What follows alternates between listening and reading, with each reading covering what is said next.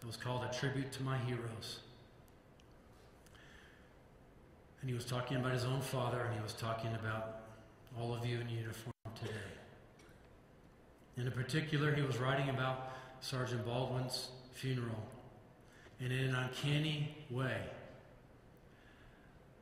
less than 12 months ago, Sean was writing about his own funeral. And Sean said this: on a Monday morning in early February, I sat in the passenger seat of one of our patrol vehicles during the procession from the memorial service to the county fairgrounds where the reception was to be held. Red and blue lights flashed ahead and behind me as far as I could see, and I was awestruck by the enormity of the outpouring of love and respect. It was over 17 miles between the two locations, and 481 police vehicles and 15 fire engines from all over.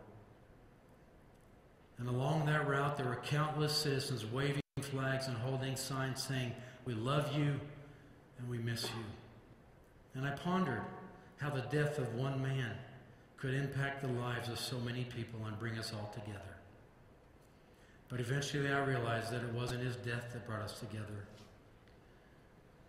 It was his life.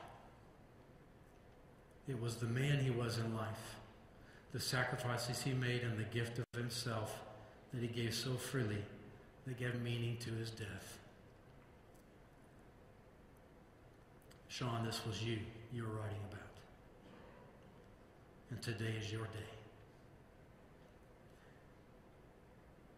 We're here to honor a man whose life made a difference in all of our lives, and whose death will leave a legacy forever. The last quote, and I'll finish with this. When Sean and his family came home from his own father's funeral, he was reflecting back on life, and he said, and I quote, "When we finally got home, we all gathered around the same table we had with Dad a year ago. We ate spaghetti and shared memories about him and how different life is now without him. In those moments, I realized that Dad is still here, that his spirit lives on in me, my mom, my sister, my kids, and all he touched and influenced in his life. And his spirit lives on in you guys. So long as we remember the time we spent with him, the things he taught us, and the love we have for him, he will be here forever in our hearts." Well said, Sean. Life will never be the same without you. In the moment, as Sam said, the last moments of Sean's life, he was laughing, he was joking, and in the blink of an eye, Sam woke up in a snowbank,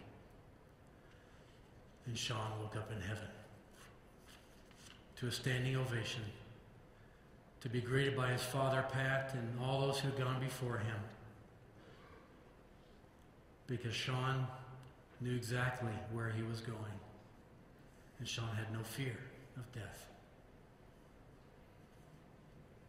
because he knew who held his life in the balance and where he was going.